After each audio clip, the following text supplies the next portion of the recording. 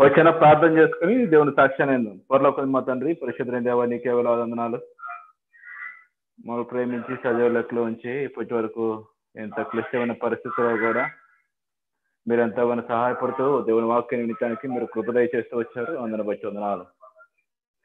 తిరిగి దేవుడు నాకు ఎలా సహాయపడుతూ వచ్చారని కొన్ని విషయాలు మీ గురించి చెప్పడానికి మీరు ఇచ్చిన కృపను బట్టి వందనాలు చెల్లిస్తున్నాను. మీరే కనికరం చూపిస్తారండి. ఎవరైతే లైవ్ లో వింటున్నారో అలాంటి వారికి అలాంటి డిస్టర్బెన్స్ లేకుండా వినగలగటానికి మీరే కృపదయ చేస్తున్నాం. మనకు ఏసునామమున స్తుతించి ప్రార్థన చేసినాం తండ్రి. మీరే కనికరం చూపిస్తారండి.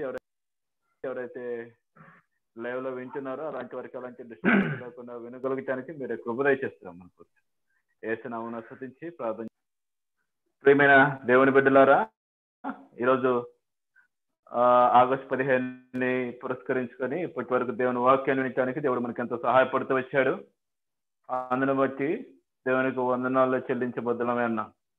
ఇప్పుడు దేవుడు నాకు నా జీవితంలో ఎలా సహాయపడుతూ వచ్చాడో, ఎలాంటి అయితే కార్యాలు చేస్తూ వచ్చాడో కొన్ని విషయాలు మీ మధ్యలో పంచుకోవటానికి దేవుడు నాకు కృపను దయచేసినందుకు దేవునికి వందనాలు చెల్లిస్తున్నాం.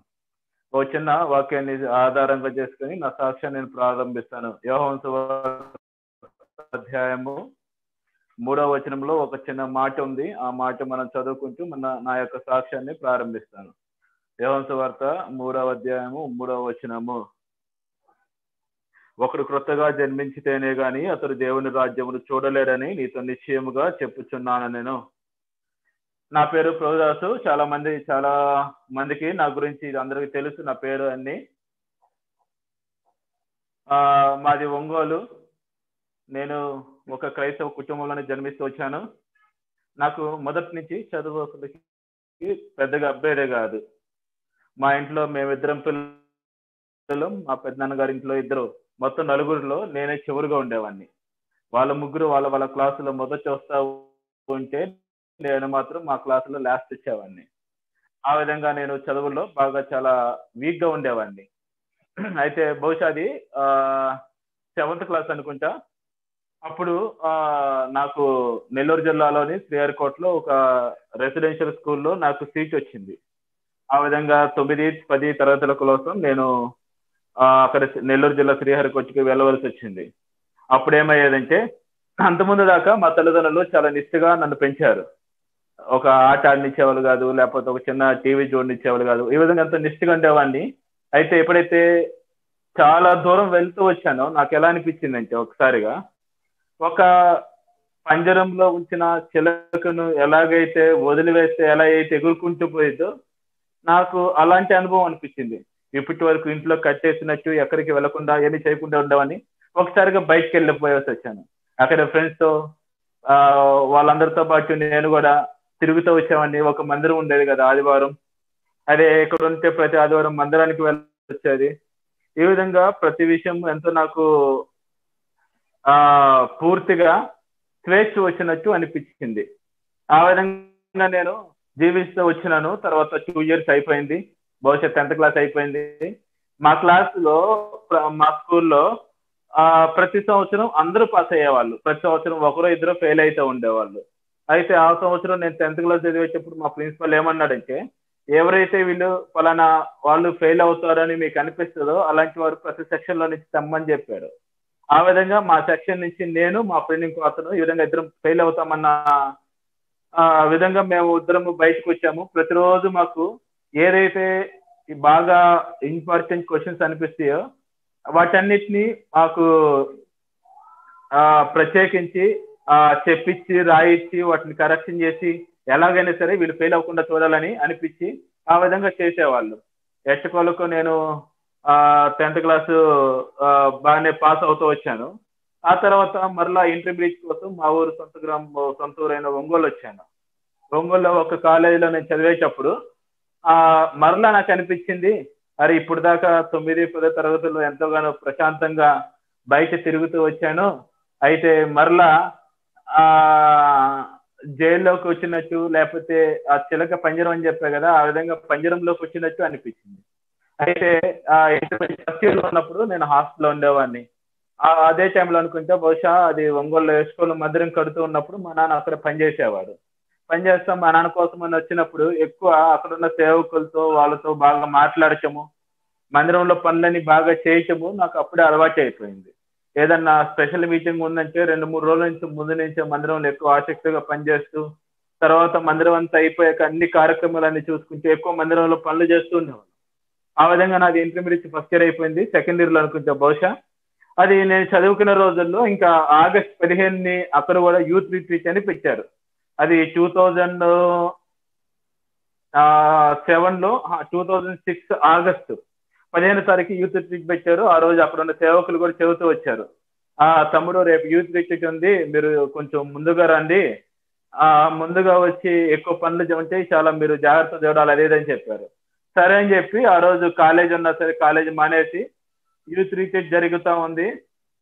ఉదయం అంతా బైబిల్ స్టడీ అంతా అయిపోయాక మరలా మధ్యాహ్న సెషన్లో ఆయన అన్నగారు సాక్ష్యం చెప్తున్నారు. అక్కడ స్పీకర్గా వచ్చిన ఆయన స్పీకర్గా వచ్చిన ఆయన సాక్ష్యం చెప్పడానికి ముందు ఆయన ఏమన్నాడంటే, ఎవరైతే తీర్మానం చేసుకొని బాప్తిసం తీసుకున్నారో అలాంటి వాళ్ళంతా ముందుకు రండి, ఎవరైతే వెనకాలండి, ఎవరైతే బాప్తిసం తీర్మానం చేసుకోలేదో అలాంటి వారంతా ముందుకు రండి అన్నారు.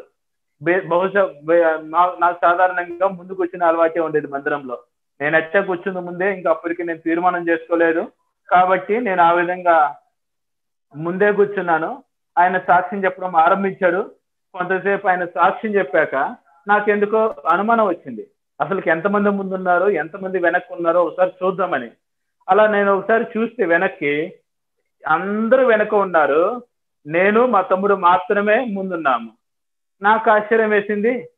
సుమారు ఒక 1000 మంది నుంచి 1500 మంది ఉన్న ఆ మీటింగ్ లో నేను మా తమ్ముడు మాత్రమే రక్షణ పొందకుండా తీర్మానం చేసుకోకుండా మిగతా వాళ్ళంతా తీర్మానం పొంది రక్షణ పొందిన వాళ్ళేనా అనుమానం వచ్చింది. అయితే ఇంకోవైపు నా మైండ్ లో ఏమన్నా అనిపిస్తుంది అంటే, అదేంటి ఎప్పుడు మందిరంలో పనులు చేస్తూ నేను ఇంకా తీర్మానం చేసుకోలేదు, ఈ రోజు నేను చనిపోతే నరకానికే వెళ్తానా అన్న అనుమానం నాలో బాగా వచ్చేసింది. ఇంకా నా మైండ్ లో అదే మెదులుతూ ఉంది. యూత్ రిట్రీట్ అయిపోయాక నేను ఇంటికి వచ్చాక నాకేం అర్థం కావట్లేదు. ఆ మైండ్ లో మాత్రం అరే నేను ఇంకా తీర్మానం చేసుకోలేదు, నేను ఇంకా బాప్తిసం తీసుకోలేదు, నేను చనిపోయినా సరే నరకానికి వెళ్తానా, ఎంత మందిరంలో పనులు చేస్తా ఉంటాను, మందిరంలో విధంగా ఇన్నిట్లో ఆసక్తిగా ఉండి ఏం ఉపయోగం లేకుండా పోయిందన్న ఆలోచన నాలో ఉండలేకే ఆ రోజు ఇంకా ఈ రోజు ఎట్లయినా తీర్మానం చేసుకోవాలని ఒక దృఢ సంకల్పంతో నేను మోకాళ్ళ మీదకి రోజు మా ఇంట్లో కుటుంబ ప్రార్థన అంత జరుగుతూ ఉండేది. అది అయిపోయాక నేను మోకాళ్ళ మీదకి వచ్చాను, దేవుడి దగ్గరికి వెళ్ళి ప్రార్థన చేస్తూ వచ్చాను. దేవుడి దగ్గరికి వచ్చి ప్రార్థన చేస్తా ఉన్నప్పుడు నా యొక్క హృదయంలో నేను చేసిన పాపాలన్నీ నాకు కనబడుతూ వచ్చాయి. ఆ రోజే నేను దేవుని దగ్గర ఒప్పుకొని నా పాపాలన్నీ నేను ఒప్పుకొని ఈ విధంగా దేవుడి దగ్గర ఒక తీర్మానం చేసుకుంటూ వచ్చి ఆ రోజు నేను మాట్లాడుతూ వచ్చాను.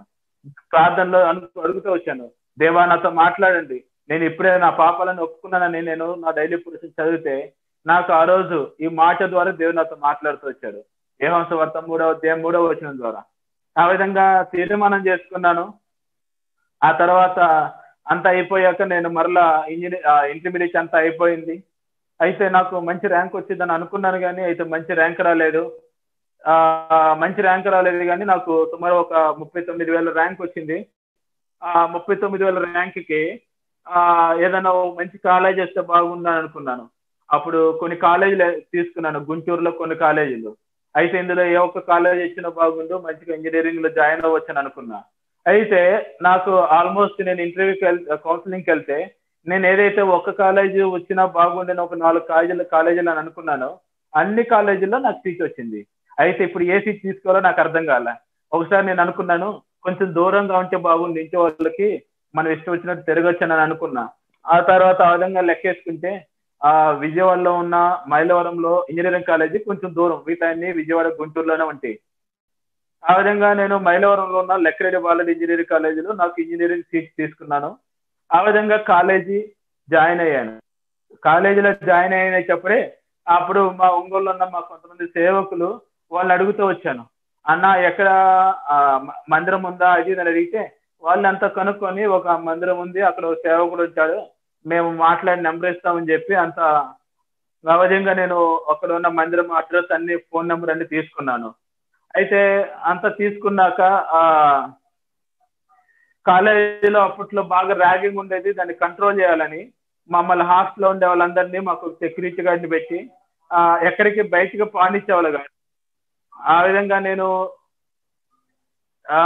మందిరం కాలేజీ హాస్టల్ తప్ప వేరే చోటుకి వెళ్ళటానికి అక్కడ నాకు అవకాశం ఉండేది కాదు. ఒకవైపు మా ఇంట్లో వాళ్ళు అడిగేవాళ్ళు, ఏరా మందిరంకి వెళ్తున్నావా, మందిరం చూసి వచ్చావా, అది ఇదని. నేను అప్పుడు చెప్పేవాడిని, మందిరంకి ఆడ వెళ్ళేది ఇప్పుడు ఎవరిని పానివ్వట్లేదు, ఓన్లీ కాలేజీ హాస్టల్ కాలేజీ మనకి యాభై వెళ్ళటానికి లేదు, ఏదైనా అవసరం ఉన్నా సరే వాళ్ళే తెచ్చిస్తున్నారు, అది ఇది అని చెప్పాను. తర్వాత ఒక 3 నెలలు 4 నెలలు అలాగే మందిరం లేకుండా దూరంగా గడిపేస్తూ వచ్చాను. అయితే తర్వాత ఇంక వాళ్ళు వదిలివేశారు. వీళ్ళకి ఎట్ట కాలేజ్ అలవాటైంది, ర్యాగింగ్ ఏం లేదన్న ఆలోచనతో వాళ్ళు వదిలేశారు కానీ నాకు వెళ్ళటానికి మనసు వచ్చేది కాదు.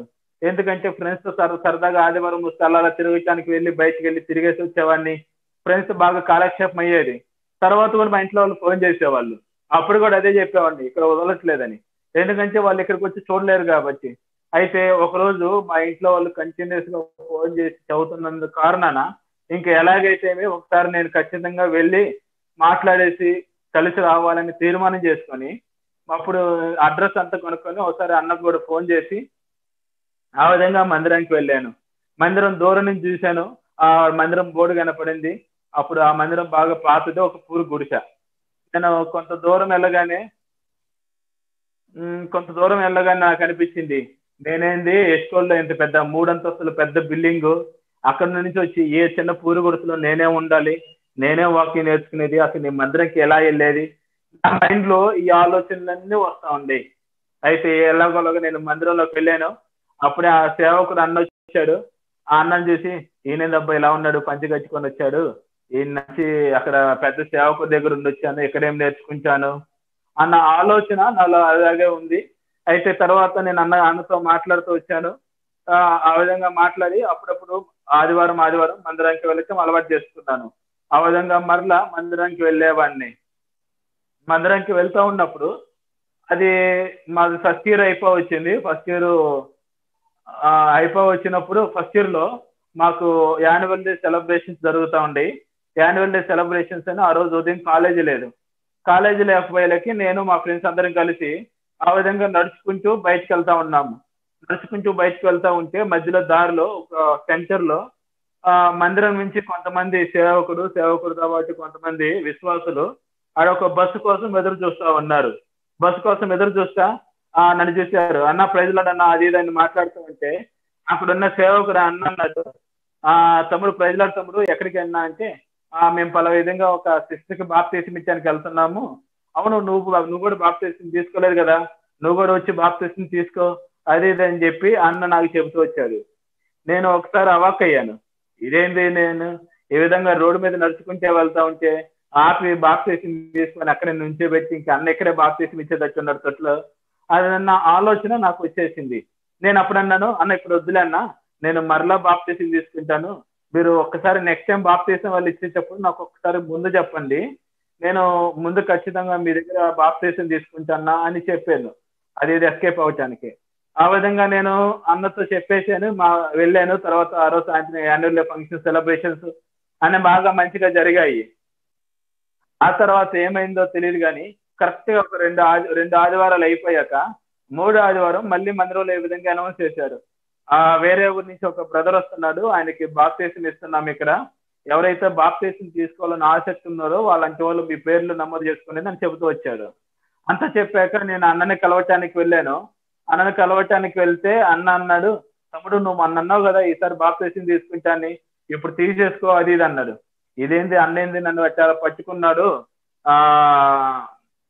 నన్ను వదిలేదట్లేడు వచ్చింది అన్న, ఒక పని చేస్తాను, మా ఇంట్లో వాళ్ళని అడుగుతాను, వాళ్ళు ఏమంటారో దాన్ని బట్టి నేను తీసుకుంటానన్నా అన్నాను. తర్వాత మా ఇంట్లో వాళ్ళకి ఫోన్ చేస్తే వాళ్ళు ఏమన్నారంటే, అక్కడ ఎందుకు, ఇక్కడే తీసుకుందు, ఇక్కడ అందరూ దగ్గర, అక్కడ ఎవరు లేనట్టు ఎందుకు, అది ఇది అని చెప్పి అన్నారు. సరేలే, నేను అన్నకి ఆ విధంగా చెబుదాము, నేను ఇప్పుడు రానులే అన్న, నేను వేరేసారి తీసుకుంటానని చెప్పటానికి నేను అన్న దగ్గరికి వెళ్ళాను.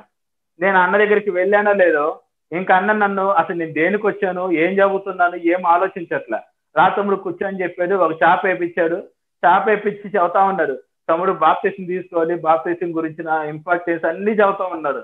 అంతా అయిపోయాక విని విని ఒక మాట చెప్పాను, అన్న మీరేమనుకోవద్దు, నేను తీసుకోనని చెప్పటానికే వచ్చాను, అయితే మీరేమో నాదేమీ అనుకోకుండా మొత్తం చెబుతూ వచ్చారు, మా ఇంట్లో వాళ్ళు ఇప్పుడు వద్దన్నారు, మీరేమనుకోవద్దన్నా, నేను ఈసారి ఒంగోలులో తీసుకుంటాను అది ఇది అని చెప్పాడు.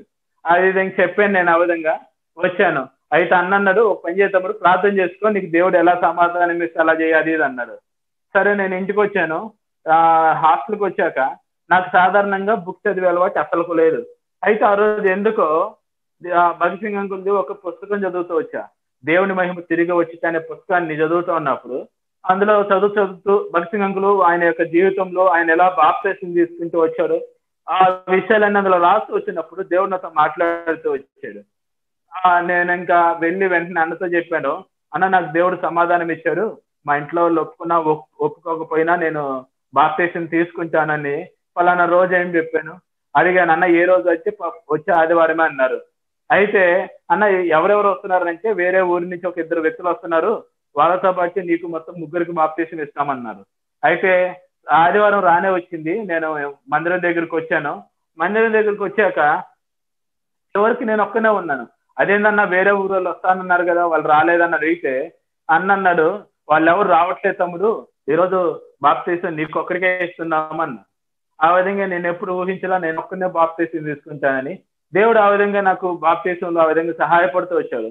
ఆ రోజు నా వాగ్దానం కూడా అపోస్తల కార్యంలో 1వ అధ్యాయం 8వ వచనంలో ఒక మాట ఉండిద్ది, అయినను పరిశుద్ధాత్మ మీ మీదకి వచ్చినప్పుడు మీరు శక్తిని పొందెదరు కనుక మీరు యెరూషలేములోను యూదయ సమరయ దేశం అంతటను బూదిగంతముల వరకును నాకు సాక్షులైందని వారితో చెప్పాను. ఇది నా సంవత్సరం నా బాప్తీస వాగ్దానం. ఆ తర్వాత నేను హాస్టల్ నుంచి బయటకు వచ్చి మందిరం దగ్గర రూమ్ తీసుకొని ఎప్పుడు నాకు బాగా గుర్తు, ప్రతిరోజు ఉదయము కాలేజీకి వెళ్ళేటప్పుడు అన్న దగ్గరికి వచ్చి ప్రార్థన చేసుకునేవాడిని. ప్రతిరోజు కాలేజ్ అయిపోయిన వెంటనే నేను మళ్ళీ అన్నతో వచ్చి కాసేపు మాట్లాడుతూ ఎక్కువ మందిరంలోనే గడిపేవాడిని. బహుశా నేను చాలా సార్లు వాళ్ళ ఫ్యామిలీ ప్రేయర్ లో కూడా నేను ఎప్పుడు ఉండేవాడిని. ఆ విధంగా దేవుడు, నేను ఇంజనీరింగ్ చదివే రోజుల్లో నాకు ఆ విధంగా దేవుడు చాలా వాక్యం నేర్చుకునే విధంగా సహాయపడుతూ వచ్చాడు. సాధారణంగా కాలేజీలో చదువు 2 రకాల ప్రజలు ఉంటారు, 2 రకాల విద్యార్థులు ఉంటారు. ఒకటి బాగా చదివే వాళ్ళు ఉంటారు, వాళ్ళు ఓన్లీ పుస్తకాలు మాత్రమే చదువుతారు, ఇంకేం పట్టించుకోరు. రెండో జాబితా ఉండిద్ది, వాళ్ళు బాగా బలాదులు తిరుగుతూ అటు ఇటు తిరుగుళ్ళు తాగుతూ ఆ విధంగా వాళ్ళు చదువు తప్ప ఇంకా అన్నీ పడతాయి. అయితే ఆ ఇద్దరికి వ్యతిరేకంగా నేను 3వ కోణం. కాలేజీకి వెళ్ళానా, కాలేజీ అయిపోయిందా, స్ట్రైట్ గా మందిరంకి వెళ్ళేవాడిని, మందిరంలో పనులు చేస్తూ నేను అప్పుడు అక్కడ 2వ సంవత్సరం 3వ సంవత్సరం చదివేటప్పుడు అప్పుడు మందిరం పడేసి కడుతూ ఉన్నారు. ఎక్కువ మందిరం పనుల్లో ఉండేవాడిని. ఎంతగా ఉండేవాడిని అంటే మా కాలేజీ నుంచి సుమారు ఒక 10 మంది విద్యార్థులు అక్కడ మందిరానికి వచ్చేవాళ్ళు. ఒకరోజు ఒక అన్న మా సీనియర్ అన్నతో ఏదో మాట్లాడాలని వచ్చి అన్నతో మాట్లాడుతూ తమ్ముడు నువ్వు కూడా కాలేజీలో చదివే అబ్బాయివా లేకపోతే ఇక్కడ మందిరంలో సేవ చేసే అబ్బాయివా అని అడిగారు. లేదన్నా నేను కాలేజీలో చదివే అబ్బాయిని, మన కాలేజీ ఎక్కడైతే వాళ్ళ ట్రిపుల్ డిపార్ట్మెంట్ చదువుతున్నానంటే, అవునా నువ్వు ఎప్పుడు మందిరంలో నుంచి నువ్వు ఎప్పుడు ఇంటికి వెళ్ళి చదువుకుంటావు తమ్ముడు, ఎప్పుడు ఎగ్జామ్స్ పాస్ అవుతావు అన్న, మీరైనా చెప్పండి అనేవాడు. ఆ తర్వాత మా రూమ్ లో ఇంకో అబ్బాయి ఉండేవాడు, అతను కూడా చెప్పేవాడు, అన్న మీరైనా చెప్పండి, ప్రభుదాస్ ఎప్పుడు మందిరం తిరుగుతున్నాడు, ఏదో కాలేజీలో అటెండెన్స్ చూస్తాడు, 70 కంటే తక్కువ వస్తే ఎగ్జామ్స్ రానివ్వరని, 70% కంటే ఎక్కువ ఉంటే చాలని 90% ఉంటే 2-3 రోజులు మానేసేసి ఆ విధంగా బయట సువార్తలు మీటింగ్లను తిరుగుతూ ఉండేవాడు, మీరైనా చెప్పండి అది ఇది అనేవాడు. ఆ విధంగా ఎక్కువ మందిరంలో ఉండేవాడిని. ఆ అటెండెన్స్ వచ్చిందా అంటే నాకు అసలు ఏం సబ్జెక్టులు ఉన్నాయో ఏముండేవో కూడా తెలిసేది కాదు. ఆ విధంగా నా ఇంజనీరింగ్ అంతా కంప్లీట్ అయిపోయింది. ఇంజనీరింగ్ అంతా కంప్లీట్ అయిపోయాక నేను ఇంటికి వచ్చేసాక నాకేమి అంతా అయిపోయింది. అప్పటికే మా ఫ్రెండ్స్ చాలా మంది ఫోన్ చేసేవాళ్ళు, అరే నాకు పలానా హైదరాబాద్ లో జాబ్ వచ్చిందని, పలానా సాఫ్ట్వేర్ కంపెనీలో ఈ విధంగా జాబ్ వచ్చిందని, లేకపోతే నాకు పలానా ఢిల్లీలో జాబ్ వచ్చిందని, కొంతమంది నాకు ఎంటెక్ లో సీట్ వచ్చిందని, ఎంటెక్ పలానా కాలేజీలో జాయిన్ అవుతున్నానని మా ఫ్రెండ్స్ అంతా నాకు ఫోన్ చేసి చెప్పేవాళ్ళు. అప్పుడైతే నాకేం అనిపించేది కాదు. తర్వాత ఒక నెల రోజులు రిజల్ట్స్ రాలేదని కప్పిపుచ్చేసాను. తర్వాత రిజల్ట్స్ కూడా రానే వచ్చాయి. ఆ తర్వాత అంతా అయిపోయింది. ఇంకా మా ఇంట్లో వాళ్ళు కూడా అడగడం స్టార్ట్ చేశారు, చుట్టుపక్కల వాళ్ళంతా, మా ఇంట్లో వాళ్ళంతా, అది ఇంజనీరింగ్ అయిపోయింది కదా, ఉద్యోగాన్ని ఎత్తుకుంటావా, ఏం చేస్తావా అది ఇదని. అయితే వాళ్ళందరికీ తెలియని విషయం ఏంటంటే నాకు అప్పటికే సుమారు 13-14 సబ్జెక్టులు ఫెయిల్ అయ్యి కూర్చున్నాను. అన్ని సబ్జెక్టులు ఫెయిల్ అయి ఉన్నాను. నాకేమో ఉద్యోగం ఖచ్చితంగా రాదన్న దృఢ మైండ్ లో అంతా ఫిక్స్ అయిపోయాను. ఏం చేయాలో తెలియని పరిస్థితి. ఒకరోజు చూశాను ఇంకా మా ఇంట్లో వాళ్ళతో చెప్పాను, నాకు కొంతకాలం నేను మీతో పాటు పనికి వస్తానని. మా నాన్న వాళ్ళు కూలి పనికి వెళ్ళేవాళ్ళు. సుమారు ఒక నెల రోజులు మా నాన్న వాళ్ళతో పాటు నేను కూలి పనికి వెళ్ళా. ఆ విధంగా కూలి పనికి వెళ్ళేవాడిని. అక్కడ వాళ్ళంతా పని చేసేటప్పుడు చిన్నపిల్లలు నన్ను చూసి, బాబు నువ్వేం చేస్తున్నావు, ఏమైనా చదువుకున్నావు అంటే నేను చెప్పేవాడిని, లేదు నేను ఇంజనీరింగ్ దా చదివాను, ఊరక కాలక్షేపానికి ఈ విధంగా పనికి వస్తున్నాను అనేవాడిని. ఆ విధంగా నెల రోజులు బాగా కష్టమైపోయేది. సిమెంట్ బస్తాలు ఎత్తడానికి అయితే ఇటుకలు మోయటం, తర్వాత వీటన్నిటిలో బాగా కష్టం అనిపించేది. అయితే తర్వాత అప్పటికే మా తమ్ముడు ఒక కంప్యూటర్ సంబంధించి ఇంటర్నెట్ కేఫ్ లో పనిచేసేవాడు. ఆ తర్వాత ఒక రోజు మా తమ్ముడు వచ్చి అన్నాడు, నువ్వు వచ్చా ఇప్పుడు కంప్యూటర్ తెలుసు కాబట్టి నేను ఈ జాబ్ మానేస్తున్నాను, నా ప్లేస్ లో ఆ జాబ్ లో నువ్వు ఉండన్నా, అది సరిపోయిద్ది, ప్రశాంతంగా ఉదయం వెళ్ళి కంప్యూటర్ ముందుకు వచ్చేవచ్చు, ఆ ఇటుకలు సిమెంట్ ఇసుకతో నీకేం పని అని చెప్పాడు. సరేలే అని చెప్పి మా తమ్ముడు మానేసిన ఉద్యోగాన్ని నేను చేసేవాడిని, చిన్న ఉద్యోగమే. అయితే ఉదయం వెళ్ళేవాడిని, సాయంత్రం దాకా కంప్యూటర్ లో అక్కడ కూర్చునేవాడిని, ఎవరన్నా ఏదైనా అప్లికేషన్ ఫిల్అప్ చేసేది. ఆ విధంగా నేను టైం పాస్ అయ్యేది. అయితే నా మనసులో ఏముండేదంటే, ఏదైనా ఉద్యోగం రావాలంటే కనీసం ఇంజనీరింగ్ అయిపోవాలి, లేకపోతే కనీసం డిగ్రీ అయిపోవాలా అన్న ఆలోచన నాకు ఉండేది. అయితే నాకు ఒకరోజు ఏమైందంటే, అప్పుడే బ్యాంకు ఉద్యోగాలు పడుతూ వచ్చాయి. ఉద్యోగాలు పడితే ఒక ఆయన వచ్చాడు, అయ్యా మా కూతురు డిగ్రీ చదువుతుంది, మా కూతురు ఉద్యోగానికి అప్లై చేస్తానంది, నువ్వు కొంచెం అప్లికేషన్ ఫిల్అప్ చేయవా అన్నాడు. నేను అన్నాను, సరే పలానా ఒక 50 రూపాయలు ఖర్చు అయింది అన్నాను. తర్వాత నేను ఆ విధంగా అప్లికేషన్ ఫిల్అప్ చేస్తా. నేను అడిగాను, అదేంది డిగ్రీ అయిపోలేదు కదా, డిగ్రీ అయిపోకుండా ఎలా ఉద్యోగం వస్తుంది అన్నాను. ఆయన అన్నాడు, లేదు బాబు నోటిఫికేషన్ ఉంది కదా, నోటిఫికేషన్ నువ్వు చూడు, అది 10th క్లాస్ మీదే వస్తుంది ఉద్యోగాలు అది అన్నారు. అప్పటికే నాకు ఇంటర్మీడియట్ లో సుమారు 90% పాస్ అయ్యి 90% నేను పాస్ అవుతూ వచ్చాను. అయితే అదేంది 10th క్లాస్ తో ఉద్యోగాలు అలా కూడా వస్తాయి అని నాకు తెలియదు. సరే చూస్తే నోటిఫికేషన్, అవును అది 10th క్లాస్ క్వాలిఫికేషన్ తోనే అది నోటిఫికేషన్. అంతలోకి వేరే మా ఫ్రెండ్ కూడా అక్కడ పలానా నంద్యాల బ్యాంక్ కోచింగ్ సెంటర్ లో కోచింగ్ తీసుకుంటున్నాడు. అతను కూడా ఇంజనీరింగ్ లో ఏదో 2 సబ్జెక్టులు ఫెయిల్ అయ్యాడు. ఆ విధంగా ఇంకా అతను ఫెయిల్ అయ్యాడు. ఆ విధంగా నేను కూడా ఇంకేమనుకున్నానంటే, అతనితో పాటు నేను నంద్యాల కోచింగ్ లో జరగదాము, నంద్యాల కోచింగ్ లో జరిగితే కొంచెం నాకు కూడా ఏదైనా బ్యాంక్ కోచింగ్ కి సంబంధించి నేను కూడా చూసుకోవచ్చు అని అనుకున్నాను. ఆ విధంగా నేను కూడా మా నాన్నలో వాళ్ళని అడిగాను. మా నాన్న అనుకున్నాడు, నువ్వు ఎంత తొందరగా ఏదైనా కోచింగ్కి వెళ్ళి ఉద్యోగం కోసం వెతుక్కుంటే మంచిది అనుకున్నారేమో, అయితే రేపే వెళ్ళిపో అన్నాడు. ఆ విధంగా నేను నంద్యాల కోచింగ్ వచ్చాను, నంద్యాల బ్యాంక్ కోచింగ్ లో జాయిన్ అయ్యాను. నంద్యాల బ్యాంక్ కోచింగ్ లో జాయిన్ అయ్యాక నేనైతే రోజు కోచింగ్కి వెళ్ళేవాడిని, తర్వాత ప్రిపేర్ అయ్యేవాడిని. అయితే నా మైండ్ లో మాత్రము ఒక రకమైన బాధ వేసేది, రోజు నిద్ర పట్టేది కాదు. ఎందుకంటే ఎవ్వరికి తెలియని విషయం ఏంటంటే, నాకు అప్పటికే సుమారు 13-14 సబ్జెక్టులు ఇంజనీరింగ్ లో ఫెయిల్ అయ్యాను. నేను వాటన్నిటిని ఎప్పుడు క్లియర్ చేయాలా, నేను ఎప్పుడు ఉద్యోగం తెచ్చుకోవాలని కొన్ని రోజులు నిద్ర కూడా పట్టేది కాదు. ఎందుకంటే ఈ విషయము నాకు ఒక్కడికి తప్ప ఇంకా ఎవ్వరికి తెలియదు. ఏమి చేయాలో తోచని పరిస్థితి. అయితే నాకు దేవుడి విషయాల్లో ఇంజనీరింగ్ కాలేజీలో చదివేటప్పుడు నేను ఎక్కువ ఆసక్తిగా ఉన్నందుకు కావాలా బహుశా దేవుడు ఆ విధంగా నాకు ఒక నోటిఫికేషన్ పడింది. ఆ నోటిఫికేషన్ ఇంటర్మీడియట్ క్వాలిఫికేషనే. నాకు ఇంటర్మీడియట్ లో 90% వచ్చిన కారణాన నాకు ఆ ఎగ్జామ్ ఎలిజిబిలిటీ వచ్చింది. ఆ ఎగ్జామ్ రాస్తూ వచ్చాను. నాకు తెలియదు, సుమారు 10 లక్షల మంది ఆ ఎగ్జామ్ కి అప్లై చేశారు, వాళ్ళ బట్టి నేను అప్లై చేశాను. అయితే నాకు మాత్రం అదొక్కటి అవకాశం. అయితే ఏం చేయాలో తెలీదు. అయితే ఒక ముందు వారము 2 బ్యాచ్లు 2 ఆదివారాలు ఎగ్జామ్ కండక్ట్ చేశారు. మొదటి ఆదివారం పేపర్ చాలా ఈజీగా వచ్చింది. అయ్యో నేను ఈ ఎగ్జామ్ పేపర్ నాకు వస్తే బాగుంది, నేను బాగా రాసేవాడిని అనుకున్నా. అయితే నెక్స్ట్ సెట్ వచ్చింది, అది చాలా టఫ్. నేను ఎగ్జామ్ పేపర్ లో కూర్చున్నాను, ఆ పేపర్ పట్టుకున్నాను, నాకు ఏం అర్థం కాల. కాసేపు ఒక 5 నిమిషాలు అయితే మైండ్ అంతా ఏం అర్థం కాని అయోమయ పరిస్థితి.